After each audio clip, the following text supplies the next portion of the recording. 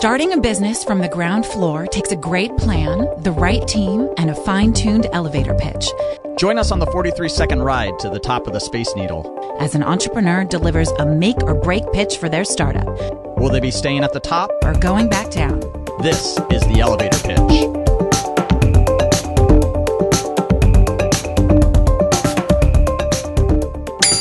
So I'm Dmitry Balin with Pikaba. Pikaba is a social commerce platform that is flipping the eBay model.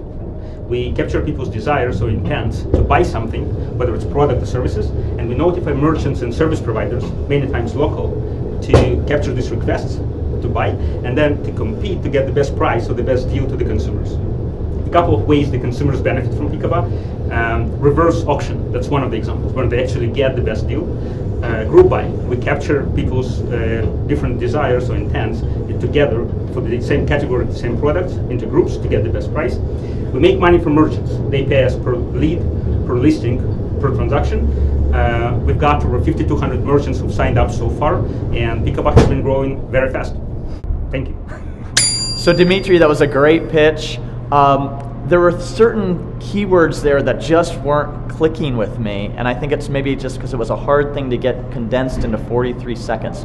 Reverse auction, I wasn't quite understanding what that meant, and I didn't quite get the true grasp of what the business is or what you were doing. So I want to hear from my other judges here as well, but I'm leaning towards a sending back down to the ground at this point.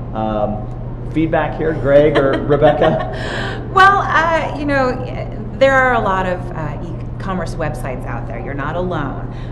So this is going to be kind of a drag race against your competitors.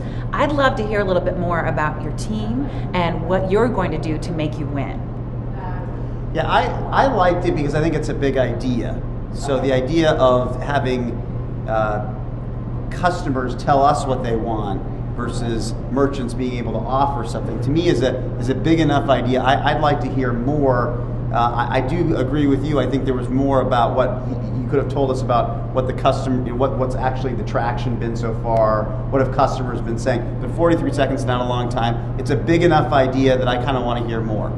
Yeah, so what is the use case? I mean, can you walk us maybe through just briefly how somebody is using this, either a consumer or a merchant? Because that's something I wasn't quite grasping. Sure. The basic idea is we have a number of ways to capture these requests, kind of wanted ads, essentially.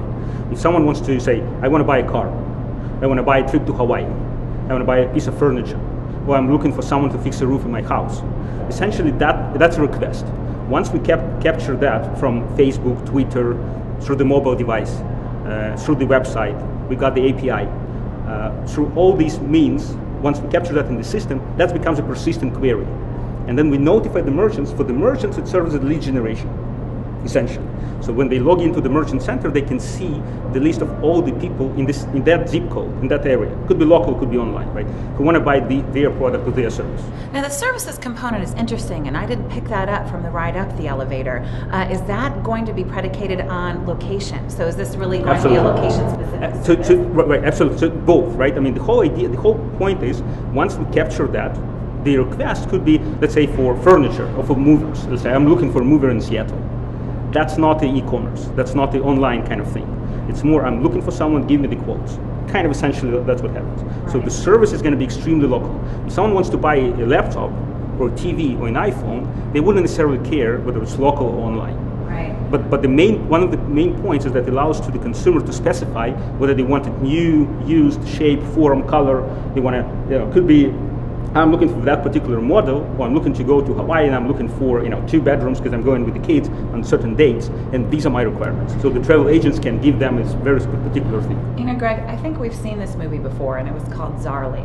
So, and this is just a really tough deal to scale, going city to city, and so I think you're in for a tough haul. Well, how are you acquiring customers? Tell us a little bit about, because I think that's the key, is how do you get critical mass of customers onto the system so that merchants care about the fact that you have this site up and running?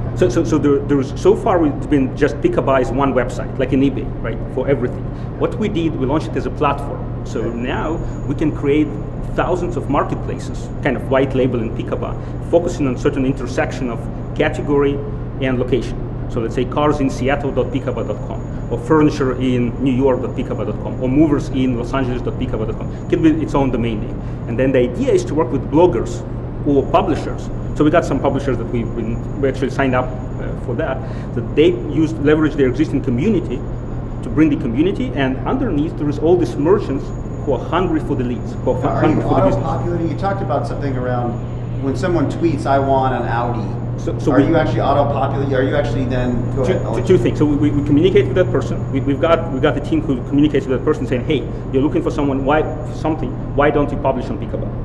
And then we also bring it as a kind of as a parsing the tweets and bringing them over to the. So that's one way you're acquiring customers. That's another way. I mean, but this whole marketplace, we call them custom marketplaces. Yeah. This idea is actually quite strong, because the bloggers or the publishers, they're looking for further ways to monetize their existing communities. This idea is not a new one. It's been around for a decade plus. Why hasn't it? So here you're going with this. Why hasn't it sort of worked before, and why is Pikaba different? So for us, I sold my previous company to Microsoft a number of years ago, and for us that was the reason to leave Microsoft. And so we know that it's it's a big thing, it's a big idea, and all these companies like Zarly or Pinterest or things like that, or Facebook having likes on their website, it's pretty much very similar concept. We believe that this whole flow of not just saying I want to buy, but actually getting that to the merchants, that's the key component. And then the merchants, it gives this direct channel of communicating between someone who wants to buy and the merchant. Because today all you can do, you can go to Yellow Pages and say, hey, these are the people, I'm going to do that. There are, by the way, some examples of these things implemented really well. I mean, you've got Lending Tree, you've got Insurance.com, you've got Priceline, companies or sites in certain categories, right? But in this case, we're launching data for anything. Think of it, let's say pianos, right? If you want to buy a piano, there's going to be a particular site for pianos in certain areas. And then subject matter expert, the person who knows about that, he would be the one who would be driving that, and then it becomes kind of more affiliate type of model, actually sharing revenue with that person. So I think it's verdict time here, guys. Yeah. We've heard the story, we heard the pitch. Where are you at, Greg? Well, I think this is a big idea. I do. I thought the answers to the questions were good. They were nuanced. I thought he had. I think he has some interesting background. I'd like to figure out a little bit more about Dimitri as an entrepreneur, because he sold his company to Microsoft. So for me, he's above the bar. I'm keeping him up. Okay. Well, you had me at hello. It was a great pitch. You lost me at services, because that is a tough haul. As I said, the field is littered with dead bodies. You started to bring me back up with team. It was great to hear that you've done this once before. It's not your first rodeo.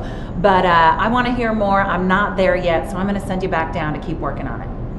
Yeah, Dimitri, I love you as an entrepreneur. I think you've got the background. I want you to prove us wrong, but I'm just not quite grasping the business here. For me, I think I'm sending you back down to the ground floor.